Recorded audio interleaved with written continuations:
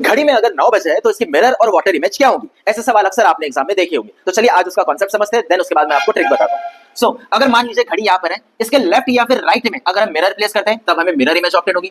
But अगर घड़ी के कोई भी क्लॉक है उसके टॉप में या बॉटम में अगर हम मिरर प्लेस करते हैं तब हमें वाटर इमेज ऑब्टेन होगी। अब एग्जाम में एक्चुअल में हम मिरर या वाटर रखकर उसका इमेज ऑब्टेन नहीं कर सकते, तो इसके लिए हमारे पास एक ट्रिक है। ट्रिक ये है कि आपको ये दो नंबर याद रखना पड़ेगा। कौन से दो नंबर है? 12 o'clock और 6:30। ये दो नंबर अगर आपको याद है तो आपसे ये बन जाएगा। अब 12 o'clock का ही मतलब क्या होता है? 11 hours 60 minute, है ना? 11 घंटे 60 मिनट मतलब क्या होता है? 12 घंटे। अगर 12 घंटे की बात हो रही है, 24 घंटे की अगर बात हो रही है तो 23 hours 60 minute, ठीक है? तो इसका मतलब क्या हो जाएगा? 24 घंटे। सिमिलरली 6:30 का मतलब क्या होता है? 18:30, है ना? 18:30 का मतलब क्या होता है? 6:30। और इसी को हमने कन्वर्ट करके यहां लिख लिया, ठीक है? कन्वर्ट करके मतलब कैसा? तो देखिए 18 में से 60 मिनट, 1 hour मतलब 60 मिनट इधर जाएगा तो यहां 17 बच जाएगा और यहां 90 हो जाएगा। ये नंबर्स कुछ अलग नहीं है, एक ही बात है, बट अलग अलग नंबर्स की जरूरत क्यों पड़ती है ये आगे मैं सम करवाते समय, एग्जांपल करवाते समय मैं आपको बताता हूं, ठीक है? तो देखिए ये एग्जांपल हमारे पास 4 है, 4 टाइम हमारे पास है। अब इसकी मिरर इमेज और वाटर इमेज क्या मिलती है, अभी ये चेक करते हैं। पहला देखिए 8:20, 8:20 अगर हुआ है तो मिरर इमेज क्या होगा? तो 8:20 में इसमें से आसानी से माइनस कर सकता हूं, ठीक है? तो माइनस करूंगा तो कितना मिलेगा मुझे? यहाँ 40 मिलेगा और यहाँ पर कितना मिलेगा मुझे? 3 मिलेगा, ठीक है? तो इसका मतलब ये हुआ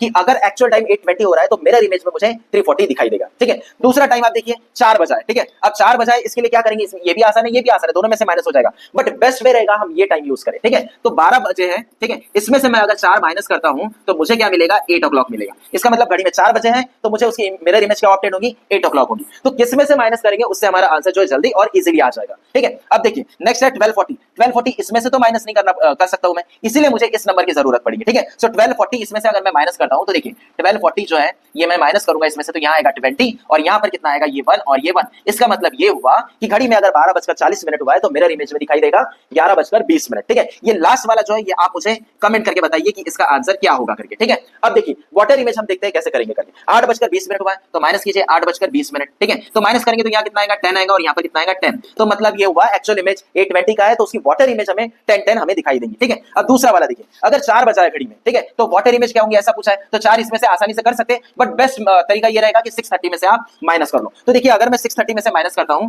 6:30 में से ये 4 o'clock माइनस करता हूं तो मुझे बहुत आसानी से आंसर मिल जाएगा। कितना आएगा? 2:30, ठीक है?